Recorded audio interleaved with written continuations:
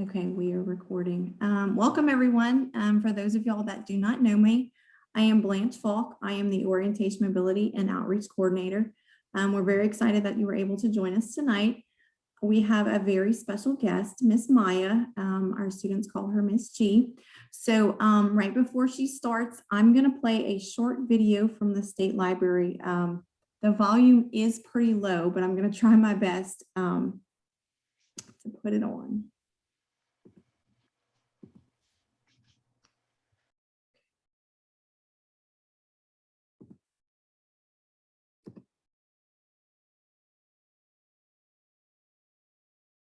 Well, good afternoon. I am Charlene Moore, the Children's Librarian for the Louisiana Talking Book and Braille Library. Thank you for inviting me to KinderCamp. I would like to share information about our early literacy program and Cribbed Crayons with you.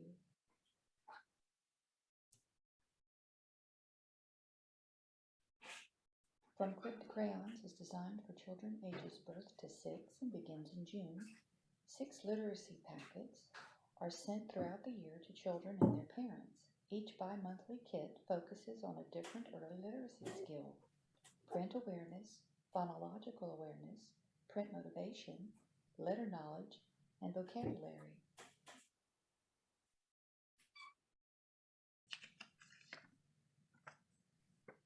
This is a dinosaur folder. So you fold it like this, the head over, fold the tail up, and it stands on its own. This is a little egg, and when you open the fold, it's dinosaurs, and these can be colored.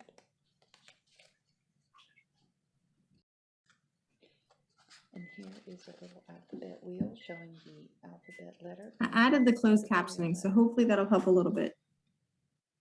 Each packet contains a felt story, and this one is 1, 2, 3, 4, 5. Once I caught a fish alive, and because he was my friend, then I threw him back again.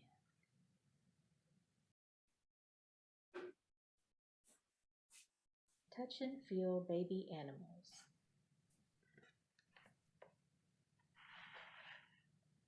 Come see the little baby animals.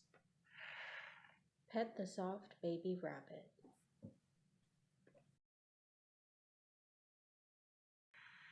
Rub the hairy ears on the baby elephant.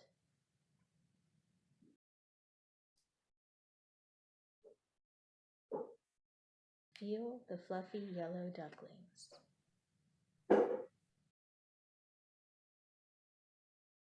Touch the smooth, velvety calf. Each packet also includes tips and strategies for developing pre-reading skills, including resources and follow-up activities for parents.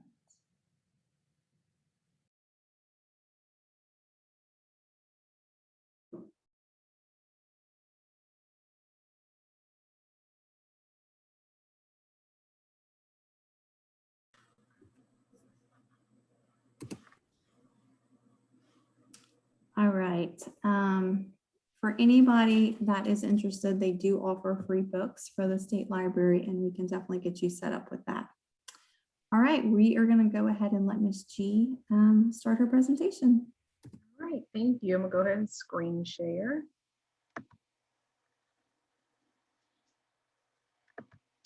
Okay, so today I'm just talking about social emotional development in early childhood, so ages 0 through 6. Again, my name is Maya Galab. The students over at LSBI call me Miss G, and I am the social emotional counselor there. So first thing, there's some early signs. So a lot of times when people think about some maybe mental health problems in very early childhood, we think of things such as ADHD, maybe attention deficits, autism, learning disabilities, things like that. But what we don't realize is that young children and even infants can show signs of things such as anxiety, depression, and PTSD. And so young children are unable to grasp abstract concepts like emotions. So they respond to and process traumatic events differently, which can make accurate diagnosis harder to make. So a lot of times children this young in age are unfortunately misdiagnosed when it comes to mental health issues, just because them being so young and not being able to fully express their range of emotions, the way they show their problem or these deficits might look a little different, and a lot of things can look like the same thing. So what is social emotional development?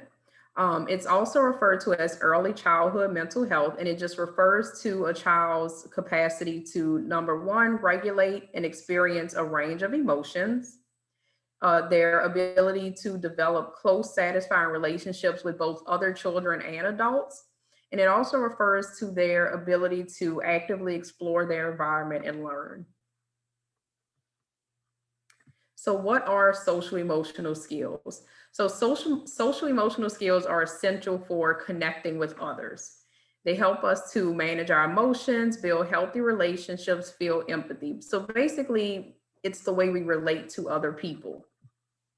Some examples of using social emotional skills might be a child recognizing that a classmate is sad and asking that classmate if they're okay.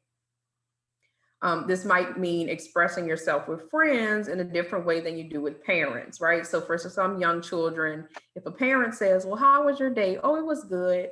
And talking to their friends, they might say, oh, Miss So-and-so made me so mad today. I can't believe I had to do that assignment. And it also, an example of using social emotional skills are just using your thoughts and feelings and being able to relate to others. So nature versus nurture. It's a big debate when it comes to mental health in general. Are we shaped by nature, which is just our genetics and kind of just saying, oh, this is the way I was born, versus nurture, which is your environment, maybe how you were raised, how you grew up? The honest answer is that it's a little bit of both, right? So the interaction between genetic predispositions and sustained stress-inducing experiences early in life can lay an unstable foundation for mental health that endures well into the adult years.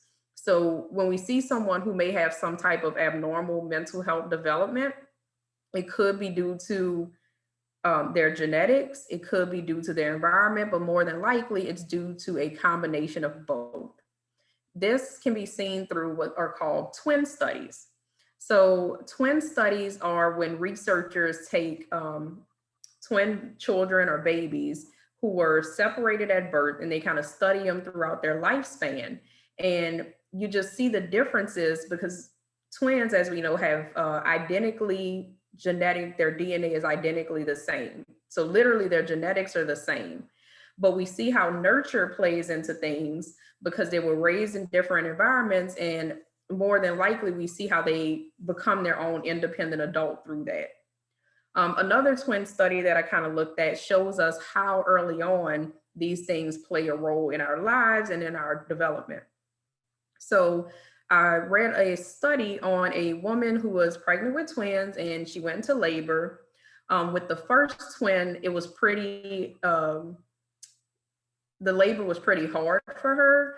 The baby was in distress. It just wasn't an easy delivery. But when the second twin came out, it was pretty smooth sailing.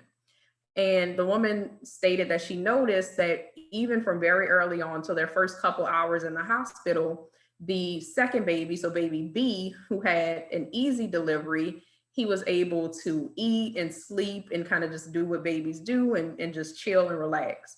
Whereas twin A, the one who went through this traumatic birth experience, was from early on, unable to relax. She said his eyes were always open. He was always alert and kind of looking around the room because he had gone through this traumatic experience and very early on was displaying signs of maybe anxiety or some form of PTSD.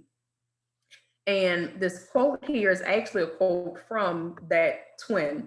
So it says that genes define your potential, but your environment largely determines how you turn out. The few who escape negative influences are outliers. So does social emotional development matter in babies and children this young, 0 to 6? For most infants and young children, social and emotional development unfolds in predictable ways. They learn to develop close relationships with caregivers. They learn to soothe themselves when they're upset. They share and play with others, and they learn to listen and follow directions. So these are all things that are shaped by healthy social emotional development. Research shows that children who are mentally healthy tend to be happier. They show greater motivation to learn. They have a more positive attitude towards school, eagerly participate in class activities, and overall demonstrate a higher academic performance. So again, having healthy social emotional development and having these skills, they help children when it comes to making friends and keeping friendships. They help kids gain confidence, resolve conflicts, manage stress and anxiety. Through the development of social emotional skills, children can learn social norms, make appropriate decisions, resist negative social pressure, learn their strengths and weaknesses, and also gain an awareness of what others are feeling.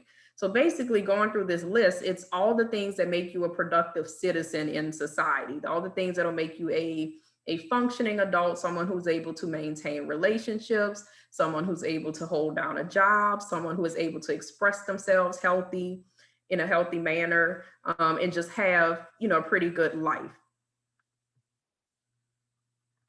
And just to highlight some of the social and emotional milestones at different age points. For a newborn, it would be, of course, showing their feelings by crying, because that's how they express themselves.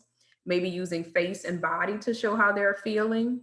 They'll show interest in watching your face, and they're quiet in response to physical touch, which is a big one. So even for children who may not be able to get those visual cues or auditory cues, physical touch plays a role very early on. At 3 months, they can quiet when they feel a familiar touch. They're able to smile, and they enjoy being hugged and cuddled. At 6 months, some milestones would be knowing familiar faces, or maybe familiar voices. They enjoy playing with others. They're able to recognize themselves in a mirror and responding to others' emotions. So kind of just mimicking what they may hear or see. At 18 months, they start to show interest in other children.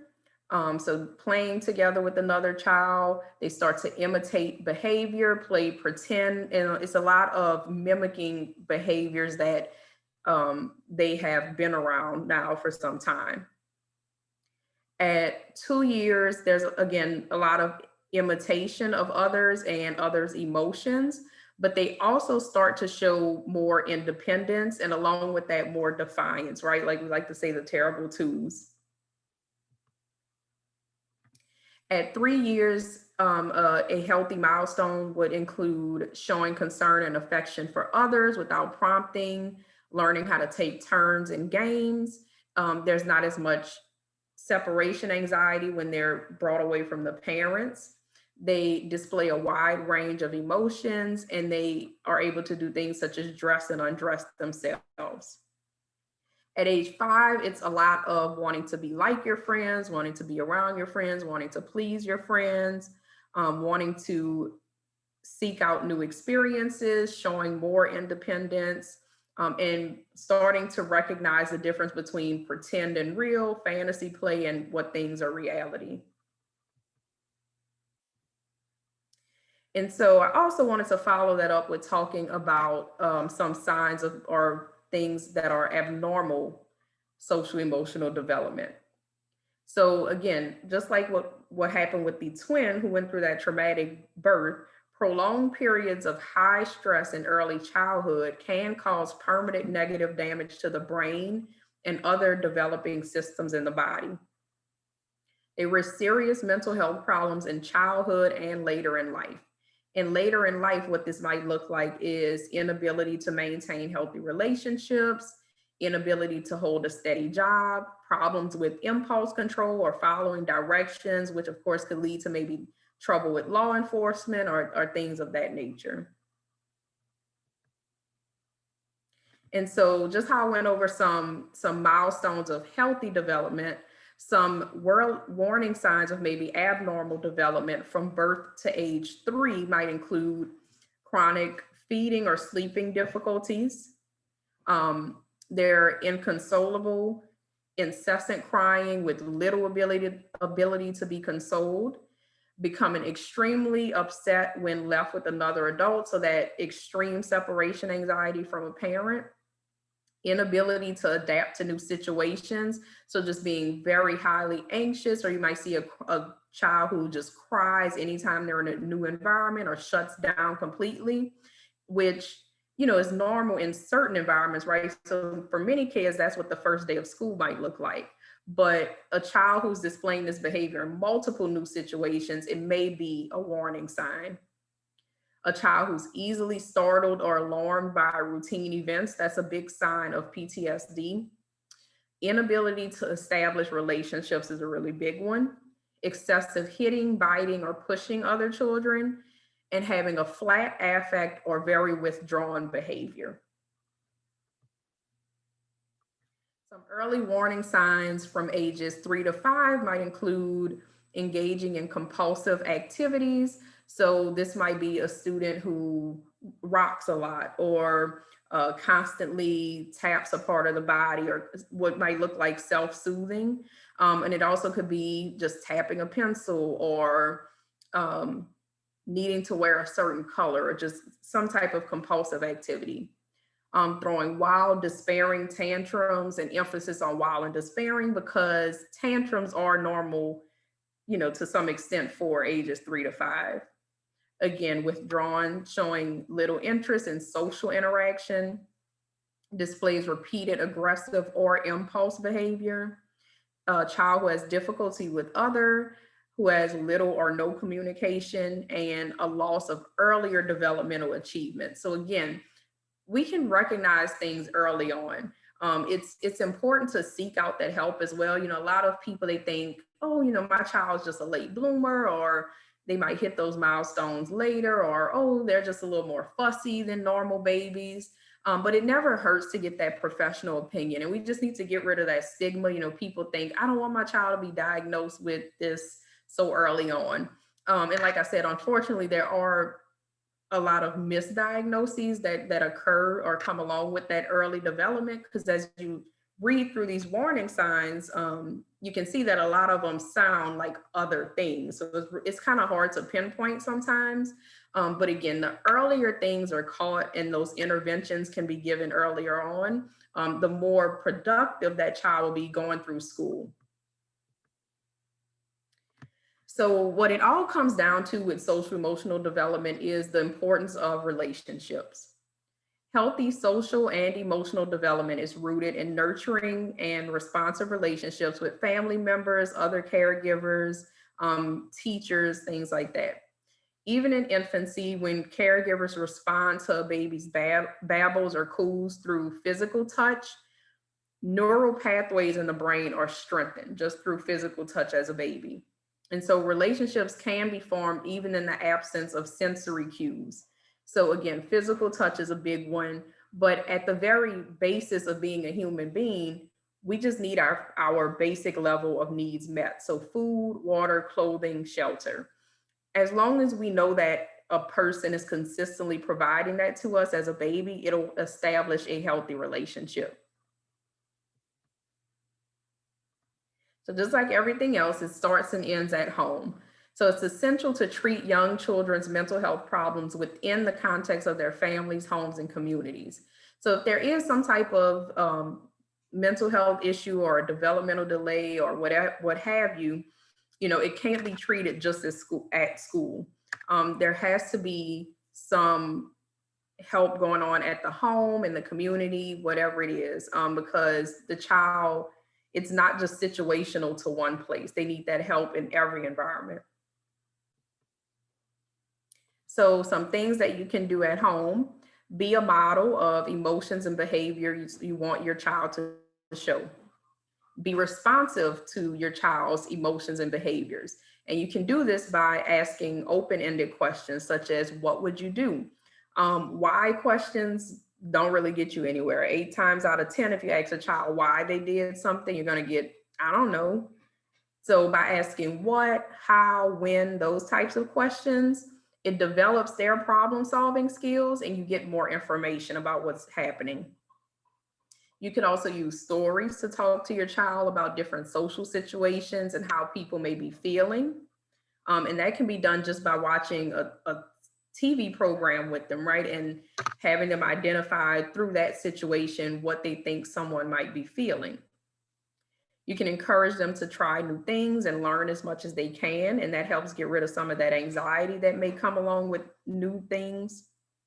Playing games to teach them how to take turns, teach them about winning and losing, right? Because you don't get participation trophies in real life as an adult. So just playing games and teaching them how to win, lose, share, negotiate, take turns. Ask your child questions when they're upset. So these questions can be about why they are upset, or what I do this a lot with the kids at the school, just offer an alternative. So if somebody's really upset because their friend won't let them ride the bike, you might ask them, well, how did that make you feel? Or what were you feeling like when the person did this? Or you can ask, well, would you like to go on the swings instead?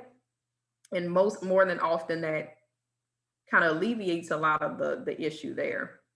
And also sit with your child when they're using a screen and make it into a social activity, right? So a lot of the poor social skill development we're seeing now in children and, even through high school, it's because of technology. Everything's through a screen and there's not a lot of interpersonal relationships, but technology is here to stay. It's not going anywhere. It's a really helpful tool. We love it. It's got us through all of 2020, right? So instead of just sitting your child down with an iPad, sit down with them, maybe play a game with them on the iPad. Again, ask them questions about the videos they're watching and use it as a learning opportunity. And that is all I have. Thank you, Maya, so much. Does anyone have any questions? Maya, that was a great presentation. I always learn a lot from you. So I know that parents are going to be really, really excited whenever we share this recording. So I really, really appreciate you coming on tonight. And I can't wait to share this. And I will go ahead and share your email also. Okay. All right. I'm going to go ahead and stop recording.